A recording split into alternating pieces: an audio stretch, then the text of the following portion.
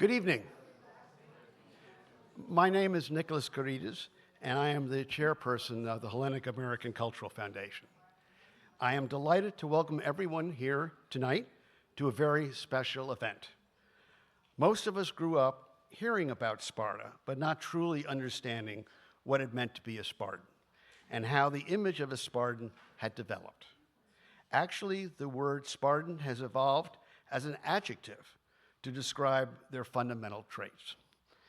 If you start with Webster's dictionary, the word Spartan is now a prominent adjective, which reflects the characteristics of the Spartan culture of being not luxurious or ornate, but rather plain and austere. It also reflects the characteristics of the ancient Spartans of being warlike, brave, stoical, severe, frugal, and highly disciplined. We are indeed fortunate tonight to have with us a true expert on the Spartans. Andrew Bayliss, who has written extensively on the subject, I can assure you this is everything we need to know in terms of the education and the information that we will receive tonight. The foundation is in its 15th year of experience and existence, and has sponsored and held over 40 major events. Our mission is to present sessions on the arts, literature, science, politics, history, and other disciplines in order to engage the community, to explore and rediscover the importance of Greek contributions. In this way, we'll be able to add to the development and appreciation of the extraordinary legacy of Greek culture. I want to remind you that we will have a lovely reception after the event, so please stay around to join us. We are grateful to our board member, Marilena Christodoulou, for helping to make this facility available for tonight's event. Now, let me turn over the introductions to Robert Shaw, our vice chairman, who is responsible for our events and programs, and who will introduce this wonderful program. Thank you.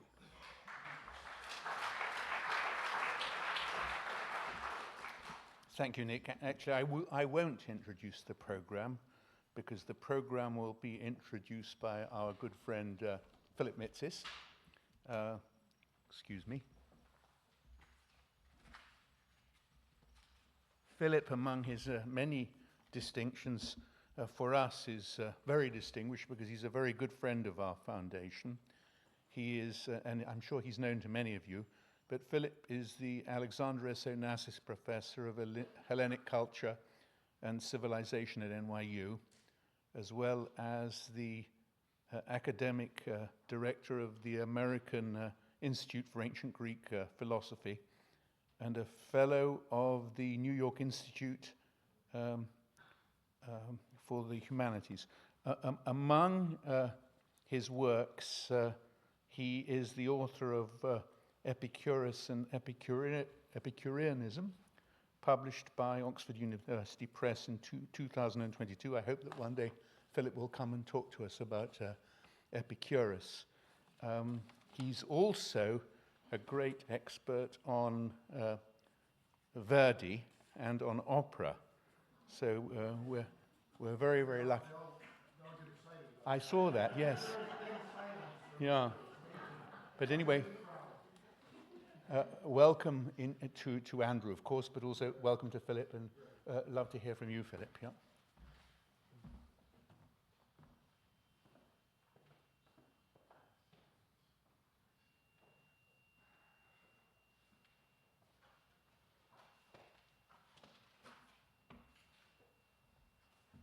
Well, thank you, Nicholas, and thank you, Robert, for that kind introduction. It's nice to welcome you here.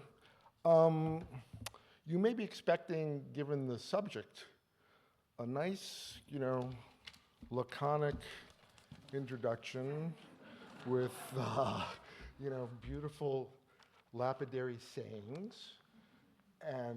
But you know what? My family's from Naxos. We have wine. We have kokora, we sit out, our Agōgē had nothing to do with, jumping around with armor on and whipping each other. It was a little prochiro. So I don't have that kind of Spartan discipline that you'll have for the rest of the talk. But it's a great, well, actually, it is a great pleasure to introduce Andrew Bayliss. But, I was really shocked to find out he wasn't Andreas Bayliss. He's from Australia. I thought it would be Andreas Bayliss, but he turns out to be a French bailiff or something, right? You go all the way back. So it's all right. He knows his stuff. He'll give you a good talk. That's fine. He's a professor of Greek history at the University of Birmingham. And I would say he's someone who has worked very hard to bring clarity to our views of Sparta. I think probably like he did in his youth, he was overwhelmed by the story of Thermopylae and the 300 Spartans. And many people stay there. But some people spend another 20 years figuring out the rest of the Spartans. And when you figure out the rest of the Spartans, the picture becomes much more complex. Now, he's written a couple books, both. The first one was Sparta, The Rise and Fall of an Ancient Superpower, which I take it was has some kind of nuanced look at the British Empire.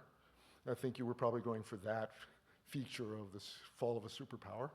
And he has a new book, which I think is going to be out there for people to buy if they like, and they should, because it's very good. It's called A Very Short Introduction to the Spartans. These books are really wonderful because they're wonderful condensations. You can read each little section. You don't have to spend a lot of time reading a whole bunch of stuff because they're really nicely done. And I've seen his, very nicely done. I'm going to be using it in the future when I have to crib a lecture. It'll be very good. And he's on another project which I find really fascinating, in that it's called Oath and State in Ancient Greece. He's looking at all the ancient oaths, often between states. So I'd say he's the world's, or one of the world's reigning horcologists. Now, you can only say that in a Greek audience that know what a horkos is, because everyone else will think a horcologist is someone who works on watches or something. But he's the great expert in this particular field. Now, as Nikos was saying, obviously, we've heard about the Spartans in many ways through many sorts of media. One of the things that scholars like Andrew, one of the things they do is they have the following problem. Most of their information goes back through people like Xenophon and then Plutarch, who's writing, like almost 1,000 years later. And to sift through that, I'd say one of the things in the sort of my generation of scholars, they had that, they took it sort of, for granted that this was the story. But what his generation has been doing has essentially been looking at, why did they write in this way, these later authors? What was the purpose? What were they trying to show? And you get a much more detailed look about what the Spartans are. They were neither, the earlier version was you have these communities that are almost like, Orwellian in the way people, this organic sense of they all view themselves as part of this whole in this community. Now look, come on. How many of you are Greek? What are the chances of that? I'm sure every Spartan wanted to see his neighbor's goat die, just like every other Greek. So that notion of this communal mind that they were all unified in this organic thing is a creation of 19th century Hegelian German thought. So, one of the things he's done is shown how much competition, how within these systems, the desire to, excel, what that meant for other people, to give a much more fine-grained account of what that society is. So, I have a lot of stuff here to read. I won't read it. I've got one thing here that I'll just say. I was going to say two things. Why I think the Spartans are now especially interesting. One is, We spend all our time hearing about attacks on elite universities and what the problem is with elite universities. And if you look at the Spartan system, you have to say there are a lot of parallels in potential abuses, the sort of elitism of it, of course, but other features of universities. At the same time, I think what Andrew's work does is actually to show you within these systems how much these kinds of general, generalizations and categorizations of what a university is really doesn't really make much sense. I mean, you want to say, you really think that at a university, everyone has the same political view because they hear that from their teachers? Not likely. I mean, these are kids who have been competing their whole life in every sort of way. They get to school, they're still competing, they're all worried about status, they're doing this and this and this. The last thing you have is some uniform view that any professor could possibly give them that they would accept. So I think, when you hear about the problems of the contemporary university, I think that's manufactured for very different kinds of reasons other than some kind of uniform view coming out of these places. So that's one thing that I think actually looking at the Spartan system, even though, it's been portrayed in this completely communal, monolithic way, you see how hard that is to actually do.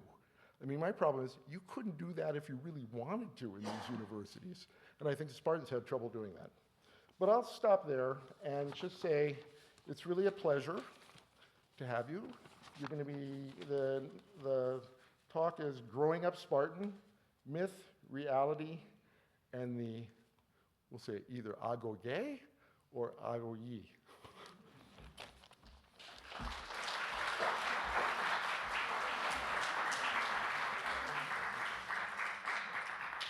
Well, thank you very much, Philip. My cue cards got thrown on the floor. Number one, I numbered them, so that's good. Number two, I just want to make the joke about my cue cards. They created a problem at the X-ray machine at the airport. My bag went on a separate way, and they had to drug test these. So that's just a nice little icebreaker. Καλησπέρα σας, κυρίες και κύριοι. Είμαι πολύ χαρούμενος που βρίσκομαι στη Νέα Υόρκη απόψε. My Greek is just about good enough to tell you I'm happy to be in New York. It's not good enough at all to thank the foundation for inviting me to speak to you today and for you to be here. It's been an epic journey to actually get me here just through spam filters, Royal Mail, my university's mailing system, but Philip and Robert have persevered to get me here. They have been extremely welcoming. My wife and I have been very well looked after, so I have nothing but positive things to say about the foundation. I'd also like to thank Marilena for hosting us here in this wonderful venue as well. So very delighted with that. And I'd also like to thank you for coming to hear me talk about the Spartans. I think Philip has bigged me up a little bit too much here, but we'll see how we go with that. Now have my slides, my things almost in order, I think. Yes. Okay. So what I'm going to talk to you today about is the Spartans. I hope you will enjoy what I have to say. I'm fascinated by the Spartans. There is still part of me as that 12-year-old boy who heard about the 300 Spartans at the Battle of Thermopylae and thought, wow, he's still in there. But there's a lot more reality to what I talk about now. I could have talked about many aspects of Spartan society, but I chose the Spartan education system because however you view it, it is the world's first compulsory state-run education system, and I think that's quite fascinating. I'm fascinated by it, and I hope you will find it fascinating as well. Before I get into the upbringing, Nicholas insisted that I sort of remind you who the Spartans were as a little bit of background in there, and I've tried to give it an American theme as well within this. So put simply, the Spartans, like that individual there, came from Sparta. Ancient Sparta lies buried partly under ancient Sparta. I was expecting a hush. Whenever I put an image of Taigetos and Sparta, there's a oh from an audience, but you've all seen this before. So ancient Sparta lies buried partly under that. It also lies partly buried under those olive groves there. So what we have is a lack of the archaeological material, but in Sparta they do the most with what they have. So I just needed to remind you that Spartans are from Sparta, but they were not actually known as Spartans by outsiders. They were known as Lacedaemonians, because the Spartans weren't just from the city of Sparta that you can see there. The Spartans were actually, and this is where I hope this actually has a, no it doesn't. So the Spartans were from the city of Sparta, but the whole city-state of Sparta was the whole of Laconia until they conquered their western neighbours, the Messenians, and absorbed them as well. So the Spartan city-state, I'm talking to a Greek audience, so I can't define polis for you because you'll disagree with me. But ancient Greek, modern experts on ancient Greek culture will translate polis as city-state. So Sparta is the city-state of Lacedaemon, and that's why they were the Lacedaemonians. So we're not just dealing with the city of Sparta, which was barely a city, really. It was a collection of 4 villages and a 5th village 5 kilometres down the road. So Sparta, that's what we're talking about. At the time of Sparta's power, so 650 to 371 BC, it comprises roughly 2/5 of the Peloponnese. And the size of Sparta, in many ways, explains the power of the Spartans. Because by way of comparison, Sparta's great rival Athens is 1/3 the size of Sparta. Other ancient Greek city-states that were powerful, like Thebes, Argos, Corinth, were even smaller than Athens. And I crunched the numbers one day, and it came out in awful numbers, but it's easy to work at, just to generalize. Sparta is nearly 100 times larger than most of the 1,200 or so ancient Greek city-states that were scattered through what we think of as Greece today, the coast of Turkey, around the Black Sea, southern Italy, Sicily, even as far away as Spain and France. So Sparta was a superpower in terms of its geographical size. But you know, and it's already been said tonight before me, Sparta's strength in many ways was its tough collective lifestyle that bonded those citizens together, although there is a huge amount of competition running through the Spartan upbringing. And I could just go through, ignore the rest of this cue card here because I was going to remind you what the term Spartan comes from in modern terms. But the Spartans, they're tough.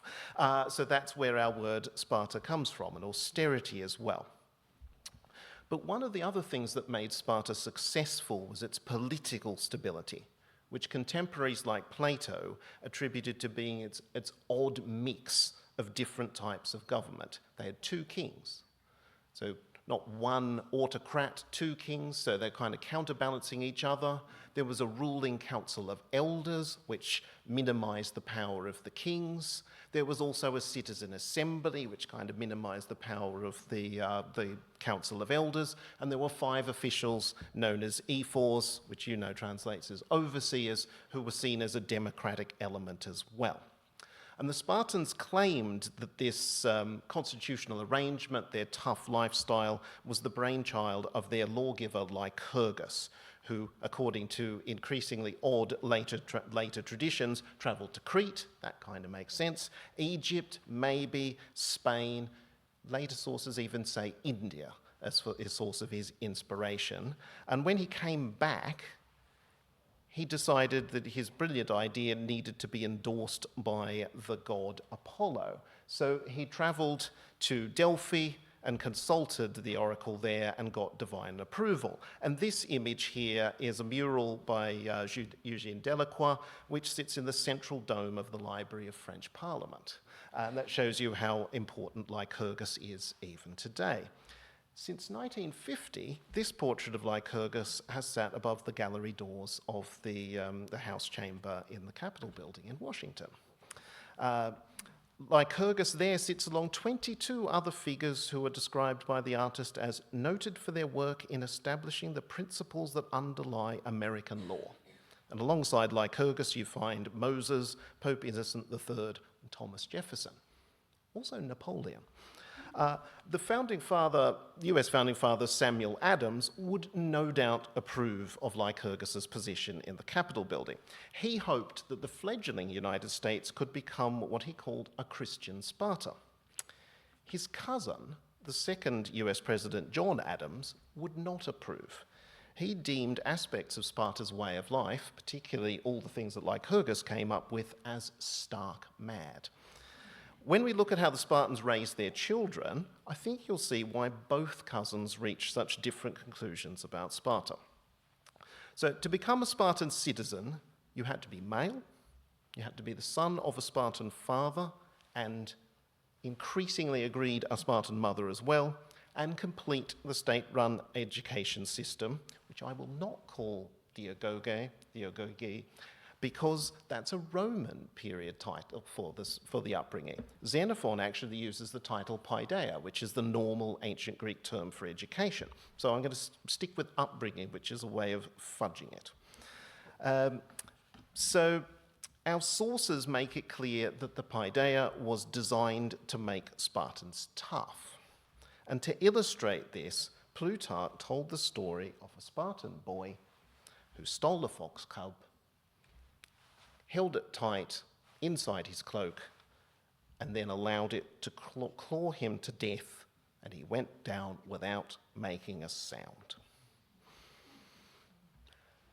It's a great story. It's one that everyone's heard. Was it real? Some modern scholars have said, well, Plutarch, he's writing 900 years after Lycurgus supposedly existed. Surely one of the earlier sources, maybe someone who really liked Sparta or someone who really disliked Sparta, would have told this story. Other scholars have said, how can you steal a fox? How can you steal a wild animal? Could have stolen the fox cub from its mother, but that's pushing it, I would say. To be honest, when I stop thinking about the fox cub as looking like that fox from the Spartan Museum, and start thinking of a fox cub like that, I think it's pretty hard to imagine that clawing your insides out. So I suspect that one is not entirely a reliable story. So that's one of the myths about Spartan upbringing. Another myth about Spartan upbringing that we've probably all heard is the notion that newborn Spartan babies were inspected by elders, and the weak and disabled were cast into a precipitous spot, as Plutarch puts it, near Mount Taygetos, known as apathetai, from the verb apatithemi, or I put away.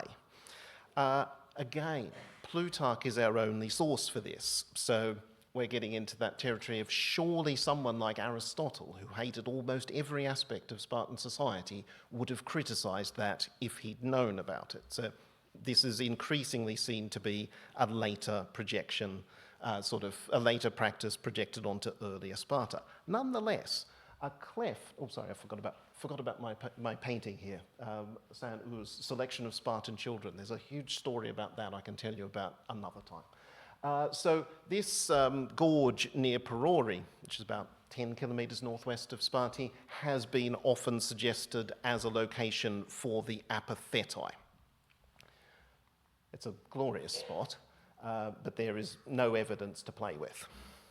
Another spot that has been suggested is a huge rent in the mountains near Trippi, which means hole, which is around I had to translate my figures into imperial, 150 feet long, 5 to 10 feet wide, and 80 feet deep. Human remains have been found there.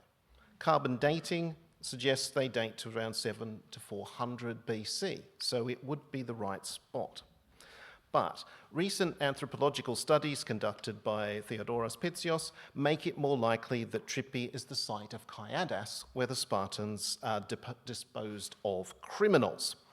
Petzios identified bones from at least 46 individuals, most of them aged 18 to 35, 3 subadult males, 12 to 17, and 1 female sacral bone. No bones of infants or babies have been found there. So that's, oh sorry, I forgot I had that image. So that site is now labelled as the archaeological site of Kaiadas, whereas if social media, tourist sites and old guidebooks, you will find suggestions that it's the Apathetai, but it's not. So I've dispelled some myths. Maybe I need to actually tell you about things that we could say for certain about the Spartan upbringing. So I've got an image of Spartan youth there. It's a votive dedication, which you can see in the National Archaeological Museum in Athens. Spartan boys live a normal life until age 7. And then their upbringing, Spartan style, begins. They are organised into herds. They're placed under the authority of a state official. His title is the paidonomos, which is often translated as boy herder. He had the authority to punish the boys as he saw fit, and he was given a staff of young adults called the mastigophoroi, or whip bearers, and they did the punishing of the boys on his behalf. If a Spartan father learned that his son had been flogged for misdemeanours, he would issue a further beating himself. Xenophon claims that it was shameful for a Spartan father not to do so. So you get a sense of policing each other quite obviously. If the paidonomos was not present to oversee the boys, any available Spartan citizen could watch the boys. Failing that, the smartest of the so-called airenes, who are youths right on the cusp of adulthood, would take charge. And Xenophon says, I think quite ominously, boys at Sparta are never without someone in charge of them. There is a later tradition that Xenophon sent his sons to Sparta as a finishing school. It always makes me question Xenophon's credentials as a father. There were 3 phases to the Spartan upbringing: boys aged 7 to 14, paidiskoi aged 14 to 20, diminutive of boys. We're calling them boylings. It's sort of really ramming it in their face that they're not yet adults. Age 20, they're on the cusp of citizenship, and 20 to 29, they become the young men in their prime, and that's when they become a Spartan citizen. But they're still very much under the control of the paidonomos. What's the point of this upbringing? All the old books said it's training them to be soldiers. And Xenophon does say that from the beginning of boyhood, they are taught the discipline for land warfare. But there's no evidence that they're actually practicing fighting. The point of the upbringing is much more questionable. It's much more about trying to create a collective mindset, I would think. How successful they are at that is another matter. More importantly than anything else, it's actually an equalizing measure. By taking the education and training of boys away from fathers and handing it to a state official, the Spartans are ensuring that the sons of richer and poorer citizens had the same start in life. And I said earlier, Aristotle is a harsh critic of Sparta. He criticizes much of Sparta's practice, but he finds a positive here. He praised the Spartans for the fact that rich and poor Spartans were raised in the same way. One of the other aspects of the Spartan upbringing is it differentiates Spartan citizens from other inhabitants of Lacedaemon who had not been required to go through it. Women, the second-class citizens known as perioikoi, and the Helot slaves. It also separates them from other Greeks as well. And this may well explain why the Spartans were well known for not just for their strength of their in-group identity, but also their hostility to outsiders. Our sources tell us that Spartan boys had their hair shorn off when they started their training, and they were only occasionally allowed to bathe in the Eurotas River. And I have an image of the Eurotas River taken from the site of the Menelaean, just to give you something nice to look at while I talk. The Eurotas would be good for bathing because it's one of the few rivers in mainland Greece which flows properly through the summer. Spartan boys weren't allowed to wear shoes, so they would learn to run and jump faster than boys who had not, who had worn shoes. They were forced to make do with a single item of clothing all year round, reportedly to make them get used to extremes of heat and cold. Their diet was overseen so that they were given just enough, as Xenophon puts it, so they would not become fat and sluggish. They would learn to work hard without eating and make their rations last. That is actually useful for combat. One of the things soldiers in combat do is complain about being hungry. US soldiers in Vietnam stole food from each other during combat missions. So going hungry is part and parcel of warfare. They were given so little food to eat that they needed to steal food to thrive. I wouldn't go so far as to say survive, but to thrive. If they were caught stealing food, they were beaten. Not because they had been stealing, but because they had been inept at stealing.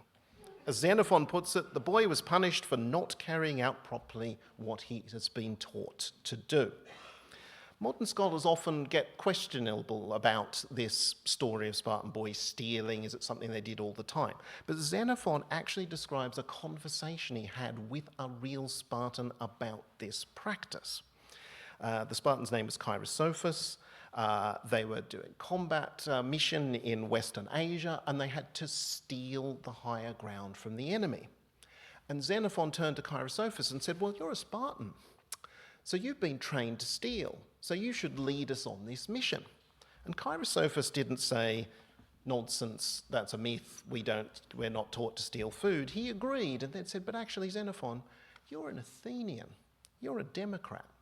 You've been taught how to steal public funds, so you should be leading our combat mission to steal the higher ground. I knew I'd get a laugh with that one.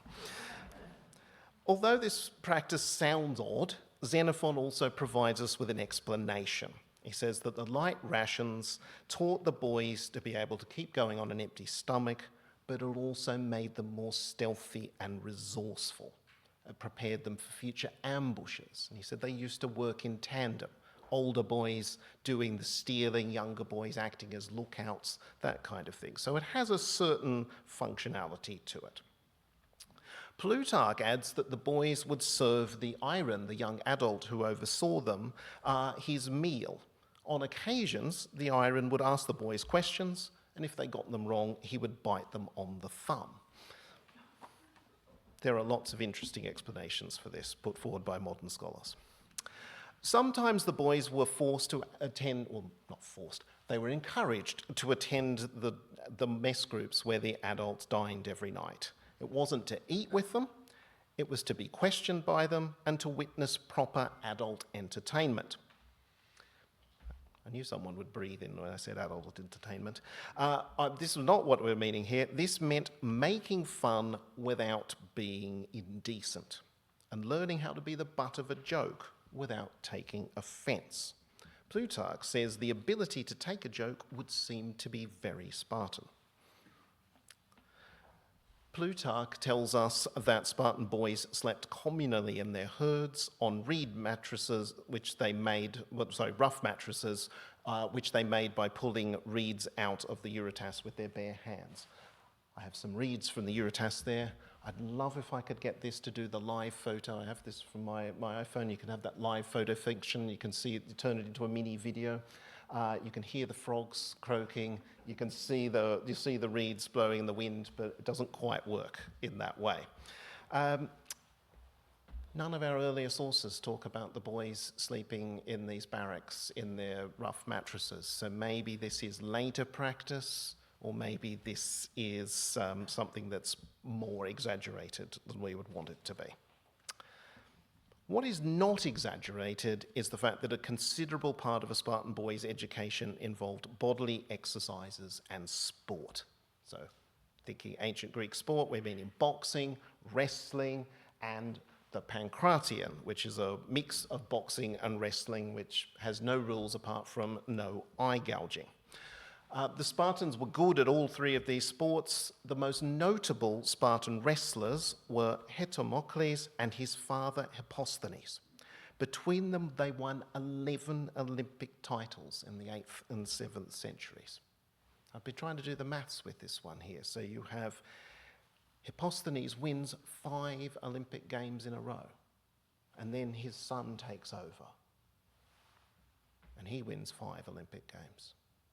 How do we get 11? There was one wonderful Olympiad where the father and son won at the same time. Father as the men and the son as a beardless youth. So there's an entire generation where there's just no winner in the wrestling apart from Spartans.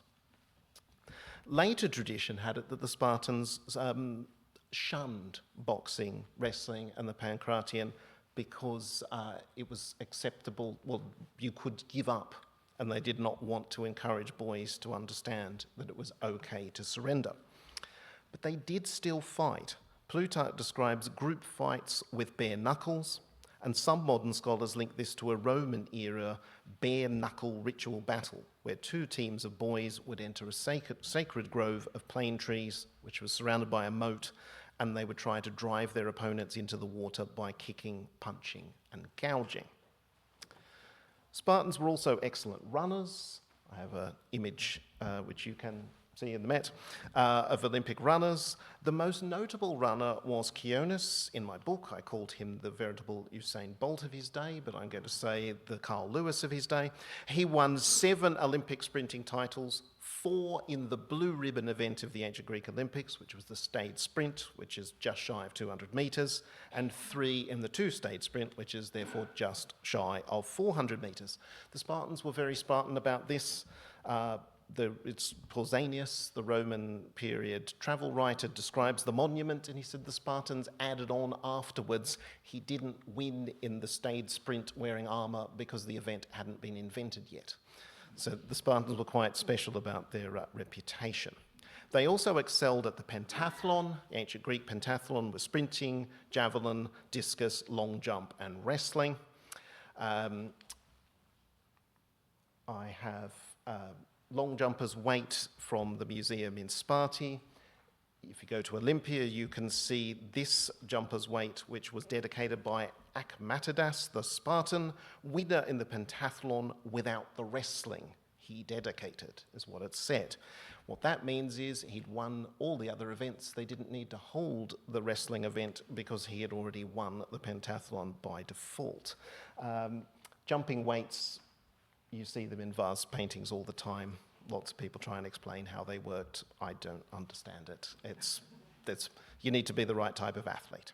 By now you would have spotted that ancient Greek athletes exercised naked. This practice was a Spartan invention of sorts.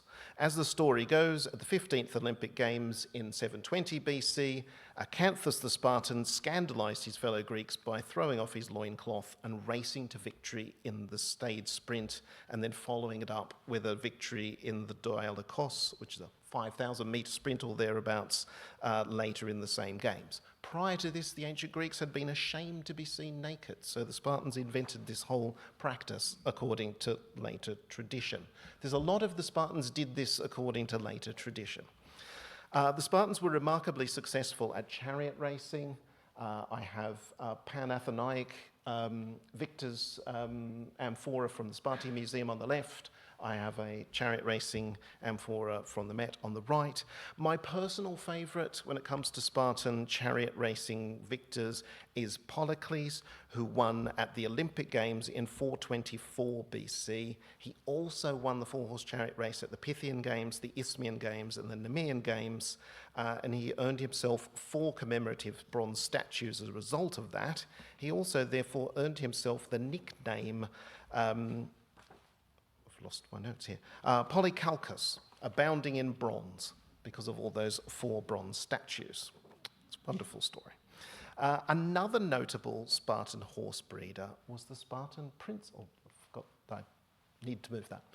Was the Spartan princess Kyniska, sister of the Spartan king Agesilaus. She won back-to-back victories in the 4-horse chariot race at the Olympics in 396 and 392 BC.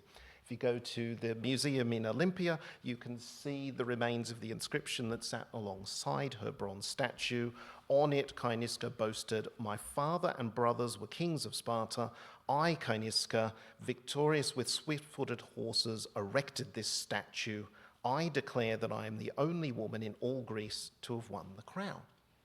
Women were not allowed to compete at the Olympic Games. But if you bred horses, you didn't actually have to turn up. You just had to breed the horses. So Caenisca got to win, but she wasn't allowed to be there to see her horses win. Spartan girls exercised. It's a key part of the Spartan upbringing. Xenophon explains that whereas girls in Greece elsewhere performed seated indoor tasks like weaving, I pause here, say it's been pointed out, you don't sit down to weave. That shows that Xenophon doesn't actually know what women do. He's turning spinning and weaving into one event. Elsewhere, girls sat down. Spartan girls exercised outside in the belief that they would produce strapping babies if both the men and the women were physically strong. Women in Greece elsewhere expected to be modest in their dress, but Spartan girls wore short tunics like this one here, which exposed their thighs. It earned them the nickname thigh flashers. It's not just her on her own. There's another one here. It's in the Greek tragedies as well. It's sort of, I love the connection between our literary and archaeological remains. Spartan girls were they did on occasion exercise naked, according to Plutarch, and these mirrors are meant to represent naked Spartan girls as well. Spartan girls were also famous or infamous for a type of dance known as the bibyssus, which you could translate as the rump jump.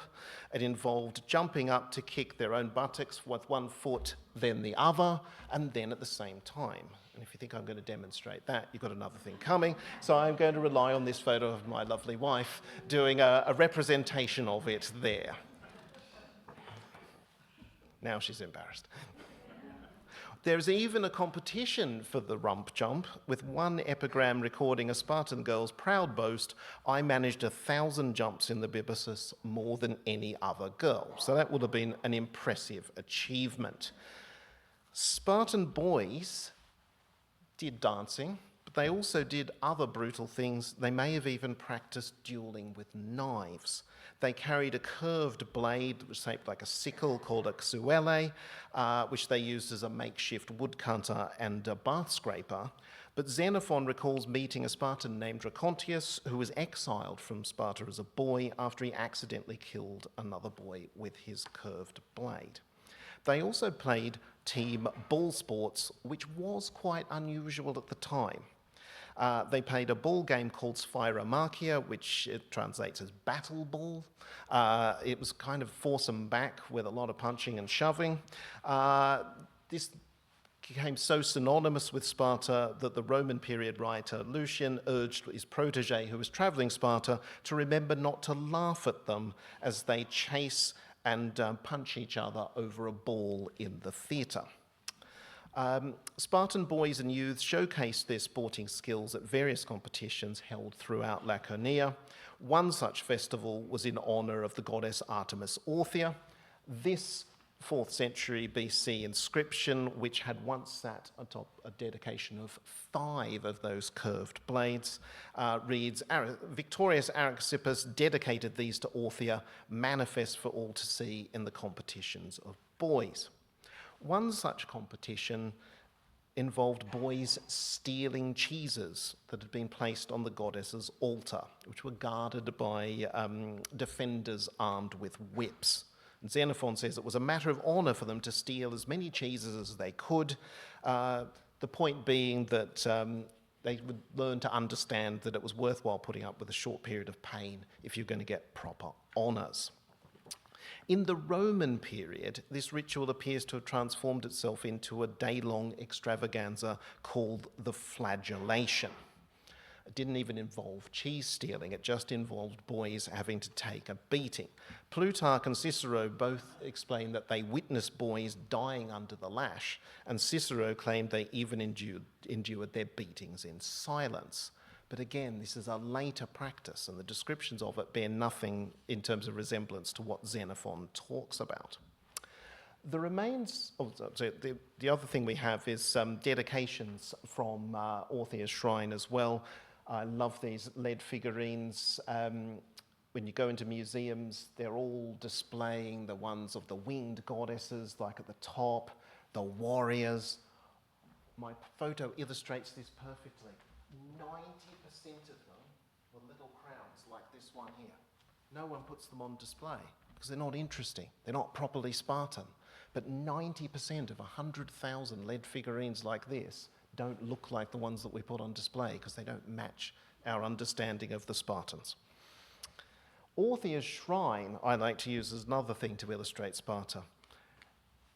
The remains are not physically impressive, and I think they confirm Thucydides' prediction. He said that if the city of Sparta was to become deserted and only the temples and foundations of buildings remain, future generations would find it hard to believe that Sparta was half as powerful as it was. He went on to say the same thing about Athens, and he said if people judged by its temples and foundations, people would think it was twice as powerful as it was. And I think when you go to both cities, you see that Thucydides was pretty much on the money with that. Right. Need to keep going. Song and dance was a key part of the Spartan upbringing as well. Boys learned by heart the warlike verses of the 7th century Spartan elegiac poet Tyrtaeus. His verses were written to inspire the Spartans during their long struggle to conquer the Messenians. His most memorable verses, like this one here, taught Spartans that it was beautiful to die fighting for Sparta. He even urged young Spartans to hold the black goddesses of death dear, like the rays of the sun. Leonidas, the hero of Thermopylae, reportedly said that Tyrtaeus was a good poet to slaughter the lives of young men.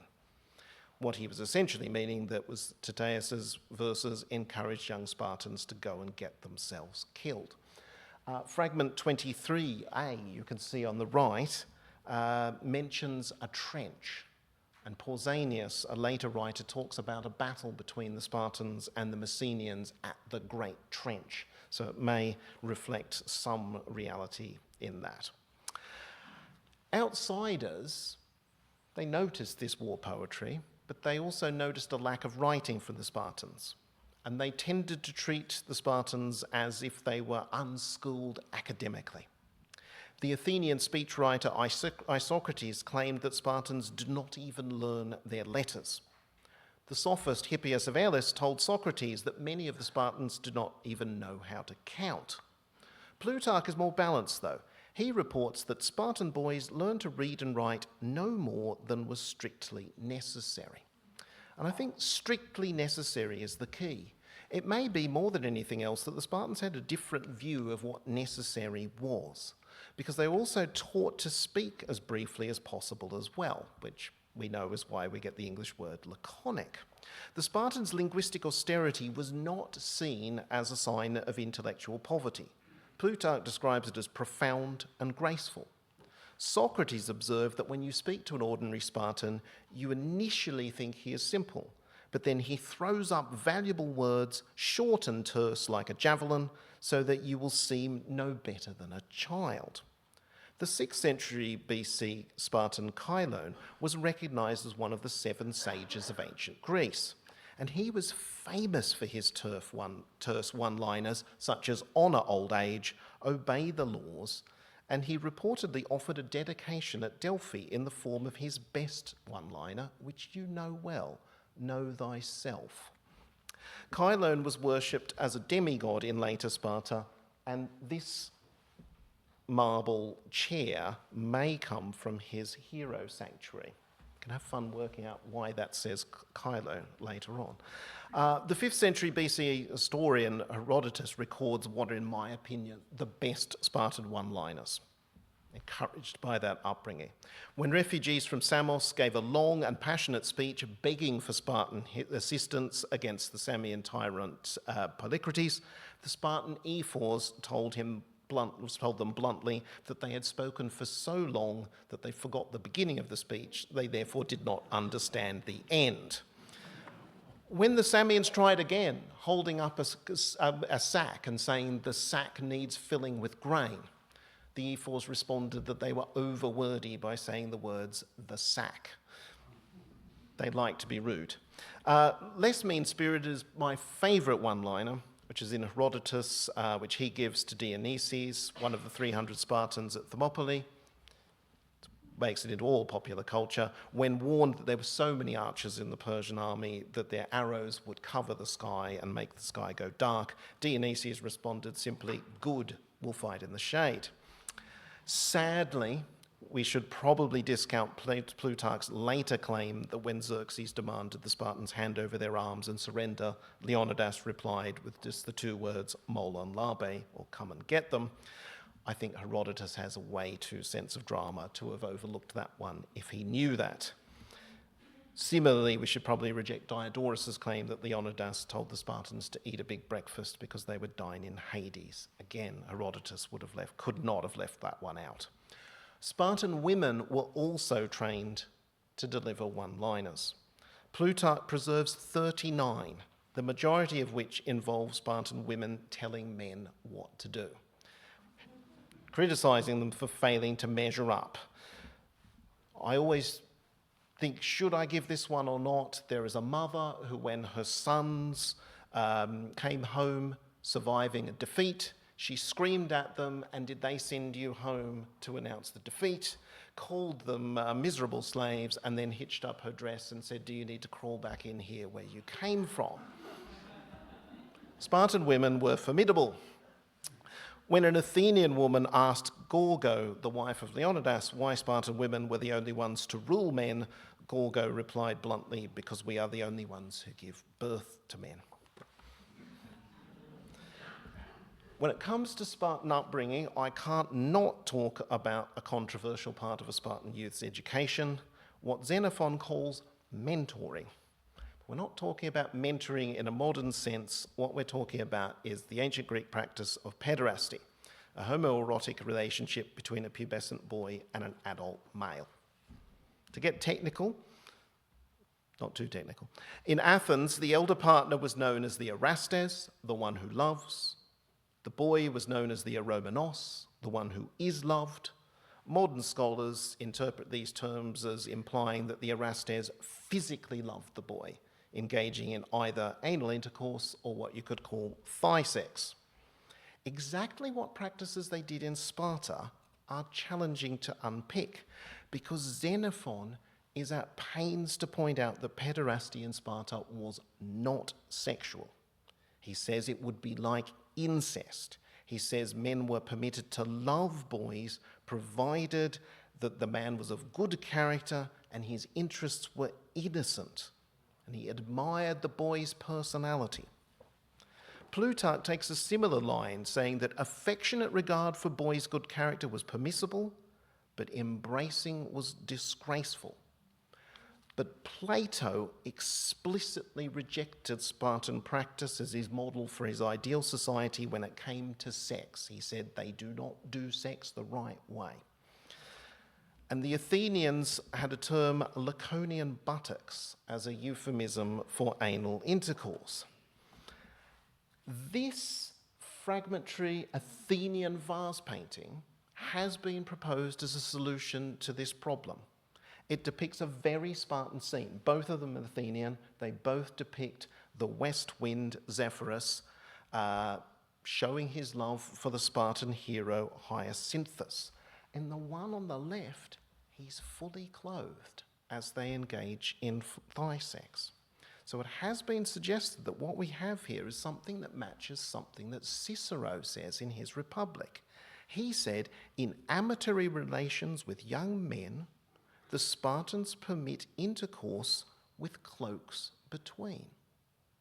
So what we might have here is a Clinton-esque definition of what sexual relations are, which would allow us to say that Xenophon and Plato are both telling us the truth about Spartan pederasty. I have no idea how we're going for time here.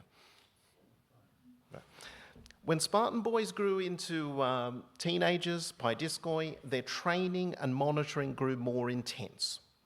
Xenophon states that that is because youths are self-willed and prone to cockiness. Doesn't sound like any teenagers I've ever met. The Spartans loaded the teenagers with more work to keep them occupied for the maximum amount of time. He stresses that their behavior was monitored more closely. They had to walk in silence, their eyes fixed on the ground, and their hands kept inside their cloaks. In a wonderful analogy, Xenophon states that one would have to have more chance of catching the eye of a bronze statue than a Spartan youth. But then we've seen what he says about pederasty as well, so maybe the Spartan youths were a bit less well-behaved than they're said to be. When Spartans reached age 20 or 21, they became full Spartan citizens, known as Spartiatai. The Spartans called themselves the homoioi, which I increasingly prefer to render as similars. The homoioi name was designed to reflect the comparative equality, and to further cement that equal status, the Spartans adopted a uniform appearance. They kept their hair long, like this Spartan here. I am, for obvious reasons, insanely jealous of his hair. They wore red cloaks when they were abroad, undyed clothing at home, flattening out wealth inequality, branding themselves as rich men elsewhere. At the beginning of the year, the ephors gave a declaration that said the Spartans all needed to shave their moustaches. And there are lots of vase paintings showing Spartans with purely, perfectly shaved upper lips. There are lots of messages, lots of references in Athenian comedy to Spartans with big, bushy moustaches. So my thought is that they must have shaved them at the beginning of the year and then grown them out again, and then had to shave them off in a sort of continual cycle of not really following the rules, but following the rules. Thucydides claimed that the Spartans were the first Greeks to adopt a more modest style of dress, with the rich adapting to a lifestyle more in keeping with the poor. But the reality is the Spartans were actually presenting themselves as very wealthy men. Long hair was associated with aristocracy in ancient Greece, and red dye was actually very expensive. It required harvesting thousands and thousands and thousands of murex shellfish. You'd need 10,000 murex shellfish like these ones here to produce 1 gram of colour-fast dye. So the Spartans were dressing as very, very wealthy men. They were required to dine each night in mess groups called phyditia, which was derived from the Greek word for thrifty. This bronze figurine is thought to represent a Spartan reclining on a dining couch. To join the mess, they had to pass a unanimous secret ballot by existing members and supply monthly contributions of foodstuffs from their estates in Laconia and Messenia. Their diet included unbaked barley burgers, the so-called black broth, which is a kind of blood soup, cheese, fruit, and an eye-watering amount of wine. 1.5 bottles of wine by our measures every night per person. So whatever they tell you about the austerity and the temperance of Spartans, they eat a huge amount and they drink a huge amount, maybe because they spend a lot of time exercising. There are loads and loads of Spartan mixing bowls and wine cups. They're always Spartans because they've got long hair and they're doing Spartan things like playing music, dancing. My personal favourite is this one here, which is a Spartan wine cup showing a version of the Caledonian boar hunt. If you doubt my identification of that as a boar, there's a boar. You can see they kind of match, and I've got a Spartan boar from the Spartan Museum as well. Just to sort of tidy things up, even though the Spartans aged 20 are citizens, their behaviour is still closely monitored.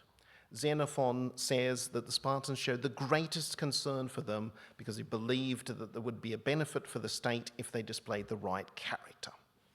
Plutarch puts it a little more bluntly.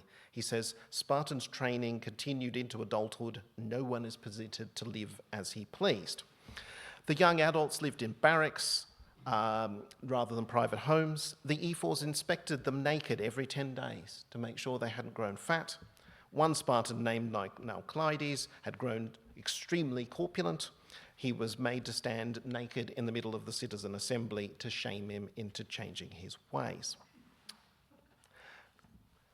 But the other thing that's worth pointing out about the Spartan upbringing into adulthood is there is one truly horrific part of their extra training that I can't not talk about, and that is the so-called crypteia, or secret service.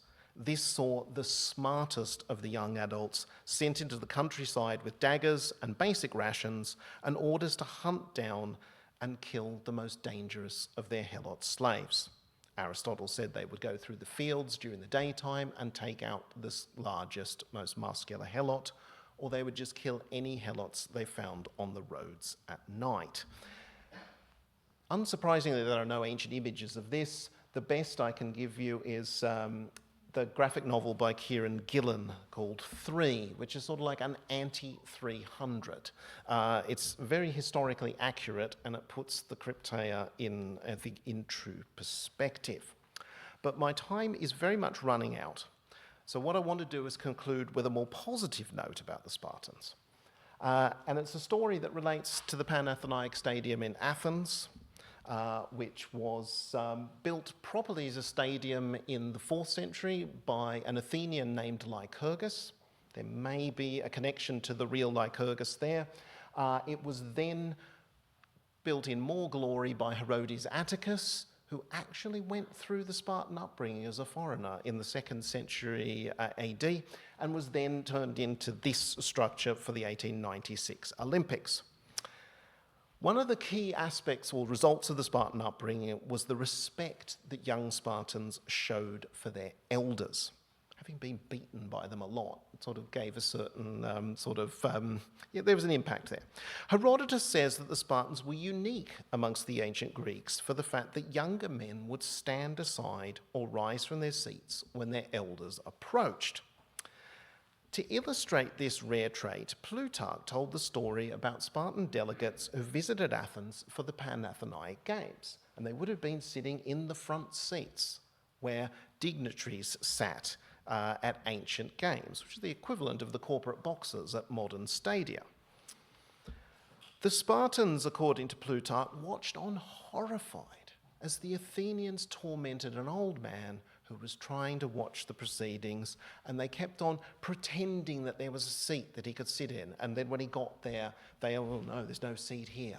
And the Spartans were so horrified by this that to a man they rose up and offered their seats to this poor old man.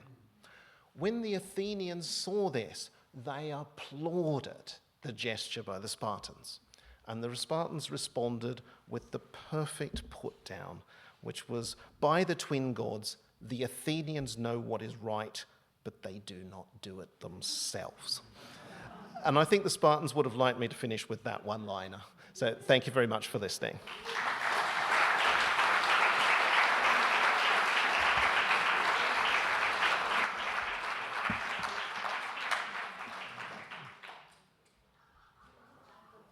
Yeah, I'm very happy to take questions.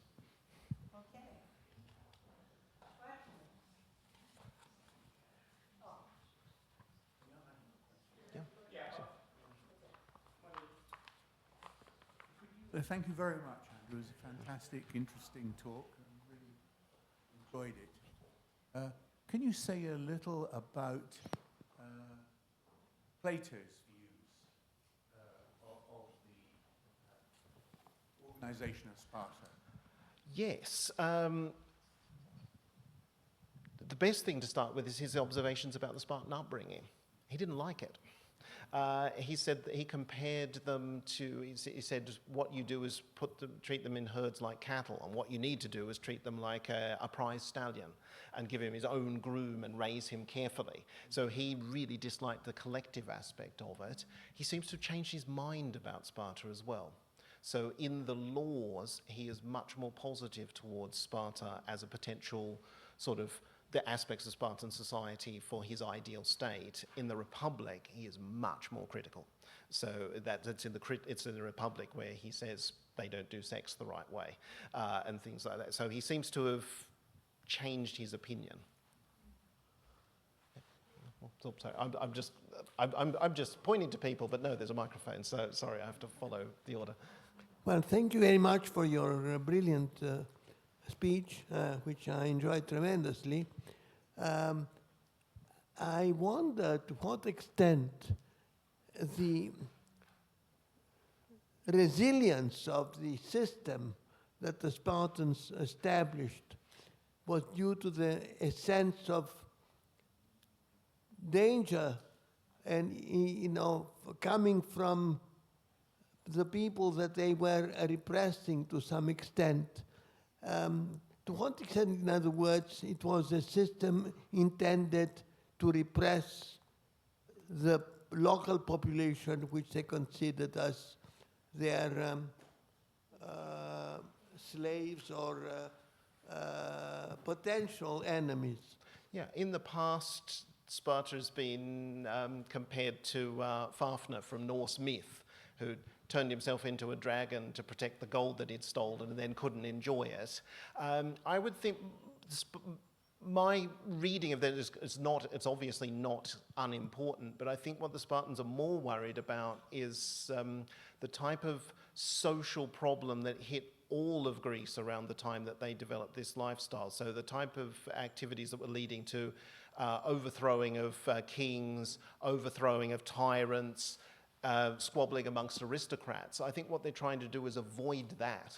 So they, by imposing a communal lifestyle, it's trying to suppress the differences within their society, but they're still very obviously there. The fact that there are much wealthier Spartans than others.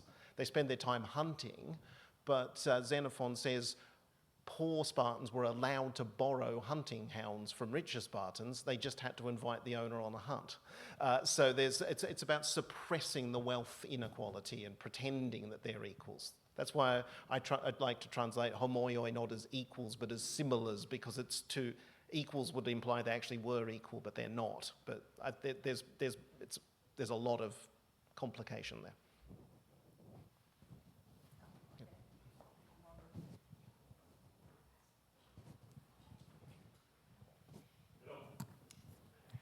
Thank you. A wonderful lecture. Thank you.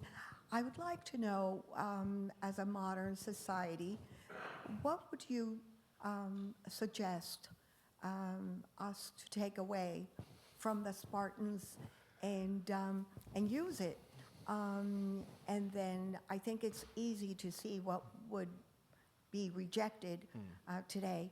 But what are some of the things that we should take and perhaps use them? I, as a product of a state school system, I like the fact that there is, as far as we can tell, no fee-paying school in Sparta. The citizens are all going through the same system. Respect for elders, which I finished with, is a good one.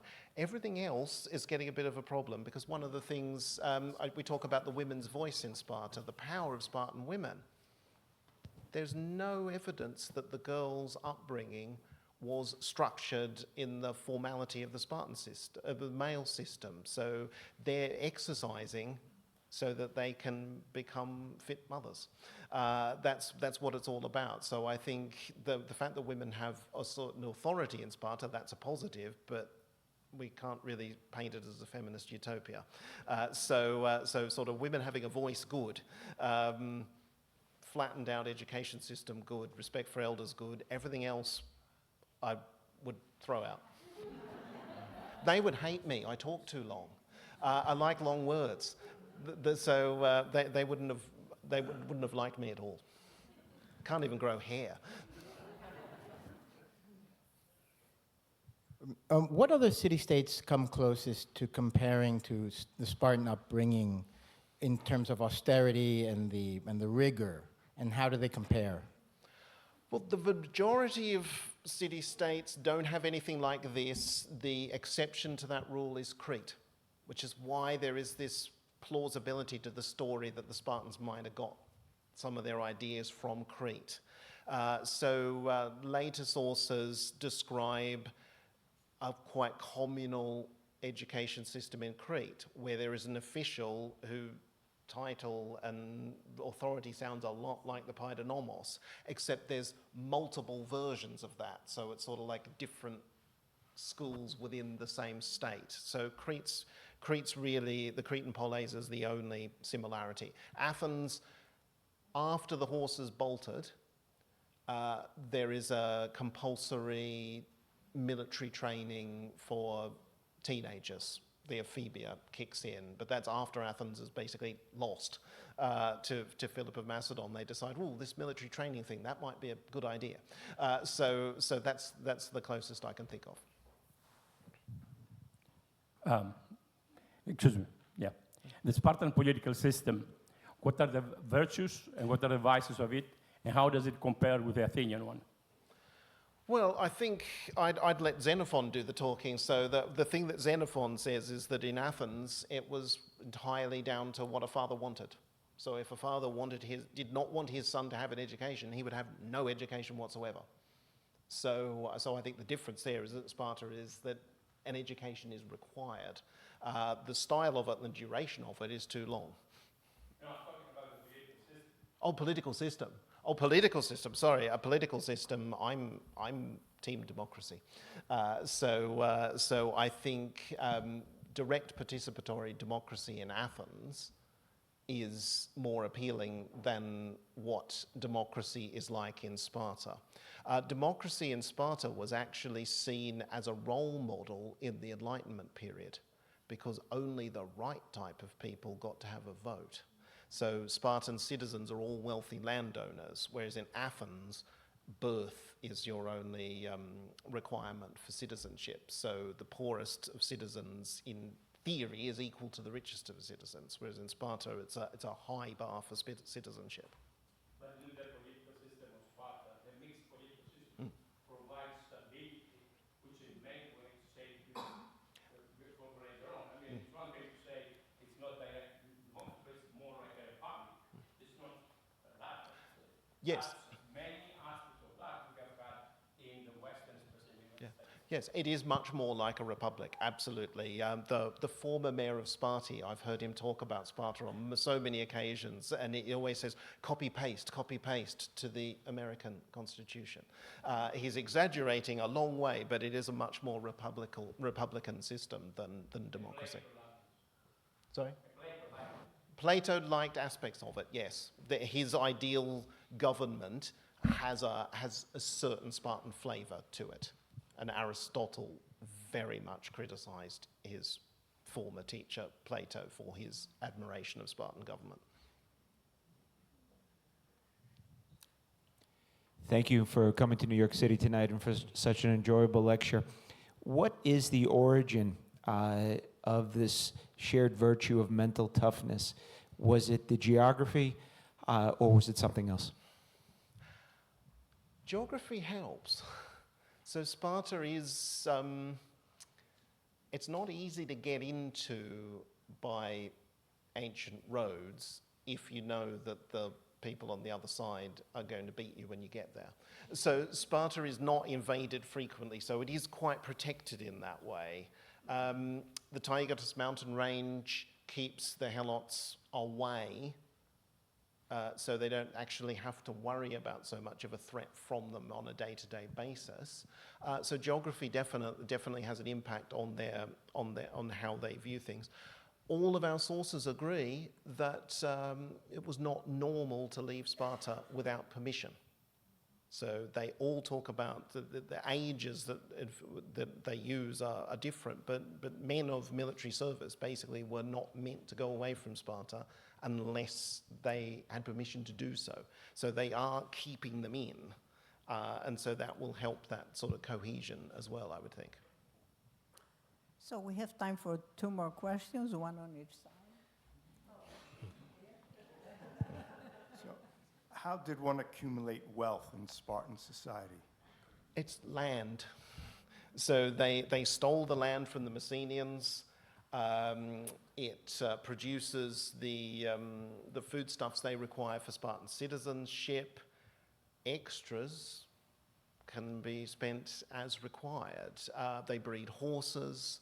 There's a line in Plato where Socrates says you can see the footsteps of the money coming into the Spartans' houses, but you don't see it coming back out again. So they are acquiring wealth, but in a more, barter's the wrong way of putting it, but it's a more barter-like economy in Sparta. So the men who hold the land, they have the money. We can talk more about that later. Yeah, I mean, between Spartans themselves, is there a market for land? Or?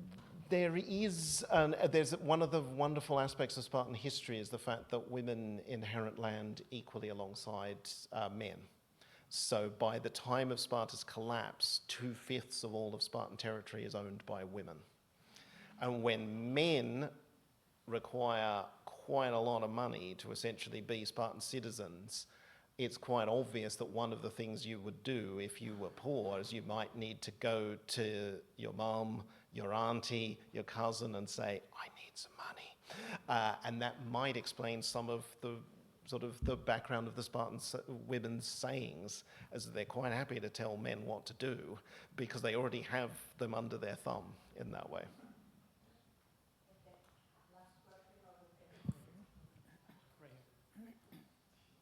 I'll be happy to answer questions when we're having a drink as well. So this isn't really the last question.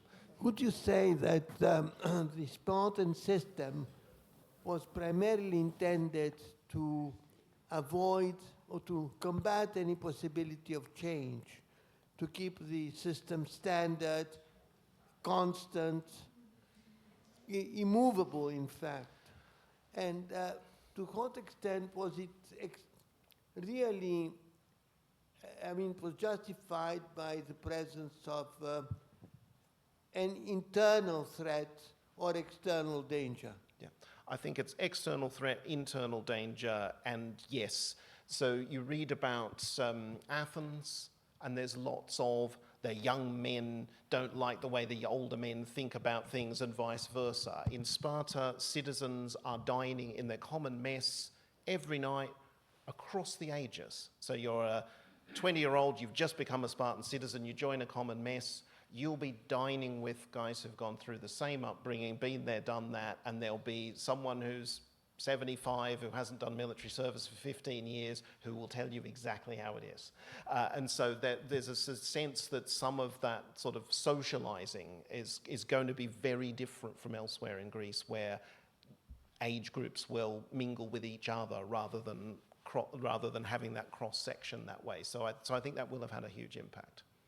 There's many more questions, but I wanted to mention that Dr. Bayliss will be upstairs with us during the reception, and you can ask him personally more questions. We tried to be democratic, so we were taking one question.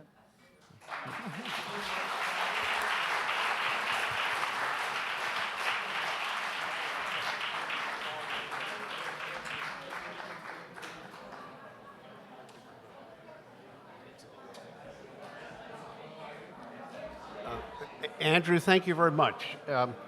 This was really fascinating. There is a reception upstairs, and it is not Spartan.